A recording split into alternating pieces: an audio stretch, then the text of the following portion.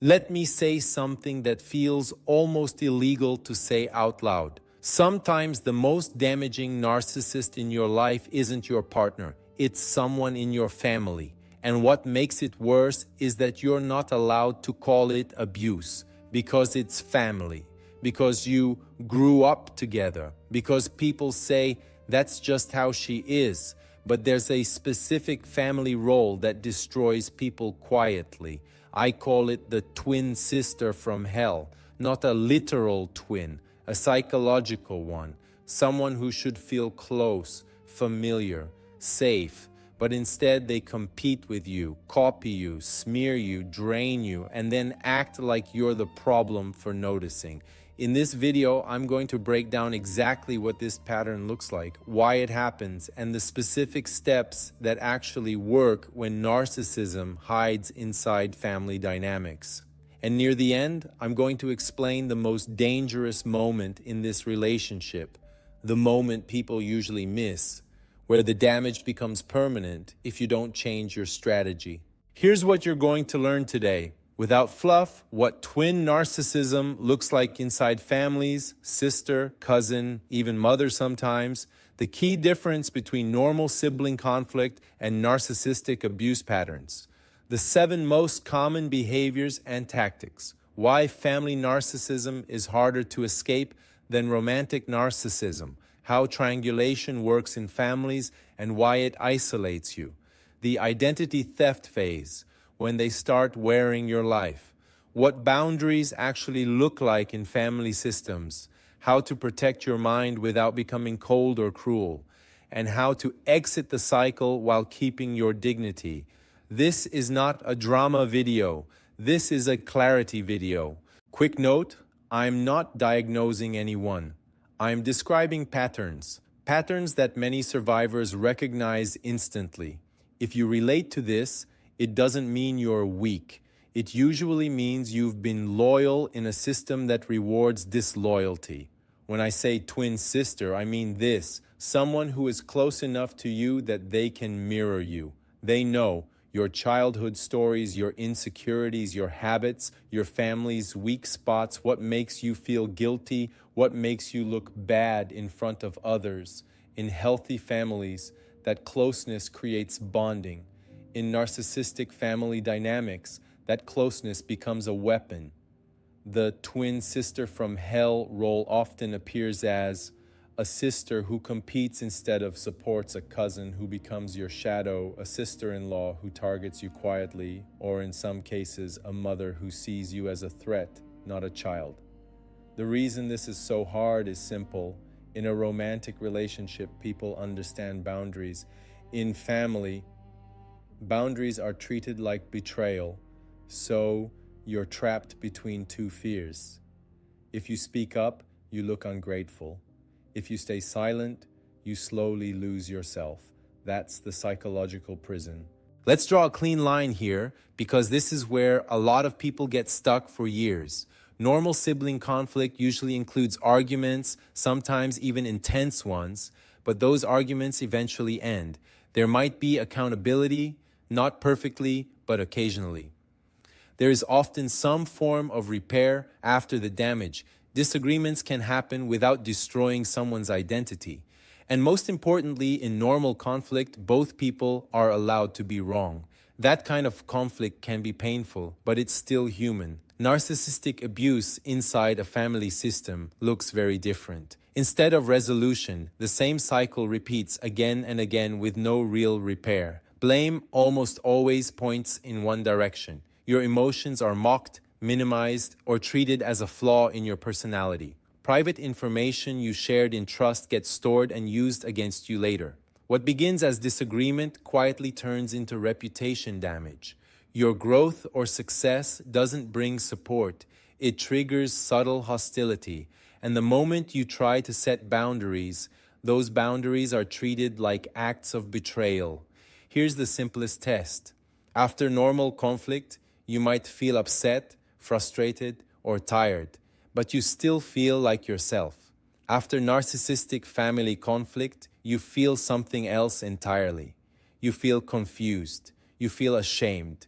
You feel guilty for simply existing. You become afraid to speak. And over time, you start to feel like your reality is being slowly rewritten. That's not family drama. That's a psychological strategy. What makes this dynamic especially damaging is closeness. The person playing this role grew up near you, alongside you, or within the same emotional ecosystem. They know your history. They know your weak spots. They know what makes you feel guilty, what makes you look bad, and what makes you question yourself. This is why the damage feels deeper than a typical toxic relationship. In romantic relationships, distance is expected. In families, closeness is mandatory. So when narcissism appears inside the family, it doesn't feel like an attack from the outside. It feels like a violation from the inside. That's why people struggle to name it. And that's why so many people spend years asking themselves the wrong question. They ask, why does this hurt so much? Instead of asking, why am I not allowed to protect myself? Once you see these patterns clearly, they're almost impossible to ignore. The first is covert competition.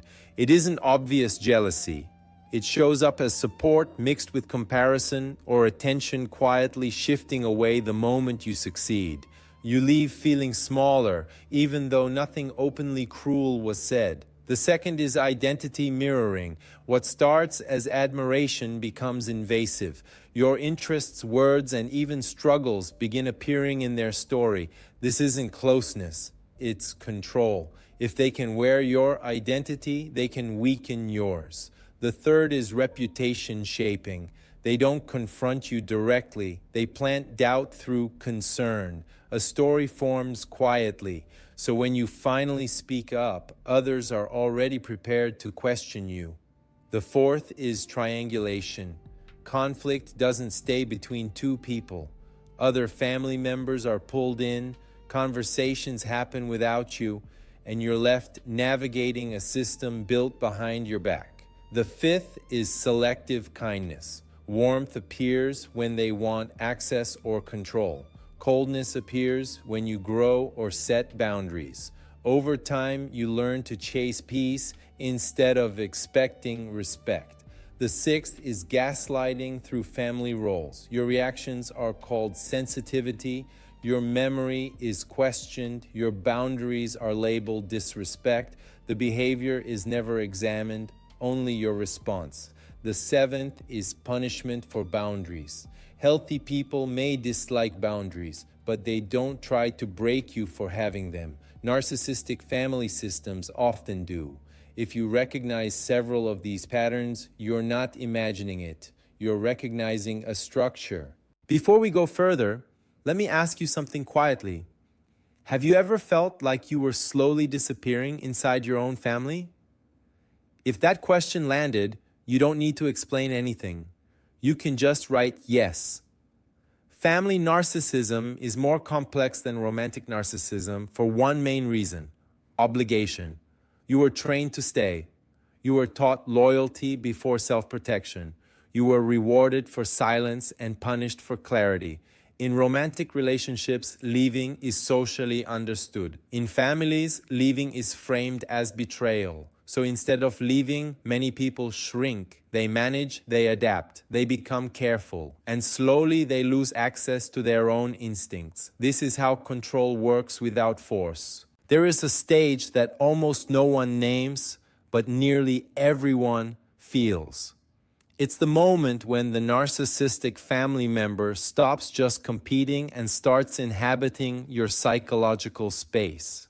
Your stories sound different when they retell them. Your struggles become part of their narrative. Your traits appear in their personality. You start feeling emotionally exposed around them, even when you say nothing. This is when people say, "I don't feel safe being myself." That feeling is not weakness, it's pattern recognition. Understanding motive doesn't excuse behavior, but it does remove confusion. Some people need status to feel real. Others export shame instead of facing it. Some feed on attention, whether it's love or conflict. Others control through confusion because certainty threatens their power. Once you see this, you stop asking, Why won't they change? And start asking, why am I still trying to be understood by someone who benefits from misunderstanding me? That shift is everything. If you're interested in content that breaks down manipulation, narcissistic patterns, and self-protection without turning people into villains, this channel exists for that reason. Here's what works, not in theory, but in real family systems. Stop explaining. Explanations feed manipulation. Short, calm statements protect you. Name patterns, not people. Patterns are harder to deny and safer to stand on. Protect your information. Privacy is not cruelty, it's safety. Control exposure. Structure defeats chaos better than confrontation ever will. Expect escalation. Pushback is not proof you're wrong. It's proof the system is adjusting. Build an outside identity. Independence weakens control more than arguments ever could. Choose your level of distance intentionally. Not everyone needs no contact, but everyone needs protection. The goal is not revenge. The goal is peace. The most dangerous moment is not the fight. It's the moment you begin doubting your right to protect yourself. When self-protection starts to feel selfish, when clarity starts to feel cruel, when peace starts to feel like guilt, that's the trap. Because narcissistic family systems confuse sacrifice with love and silence with loyalty. Breaking that confusion is the real freedom. If this described someone in your life, you can comment one word: sister, mother, cousin, or family. Only if you want to.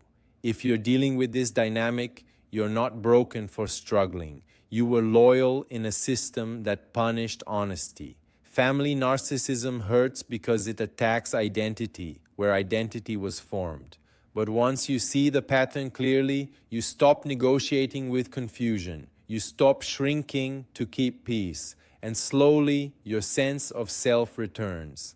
Clarity comes back, confidence follows, and your life becomes yours again. If this helped you see something more clearly, there are more videos on this channel that continue this conversation. And if you want to keep building clarity instead of confusion, subscribe. Some cycles don't end on their own. They end when someone finally sees them clearly.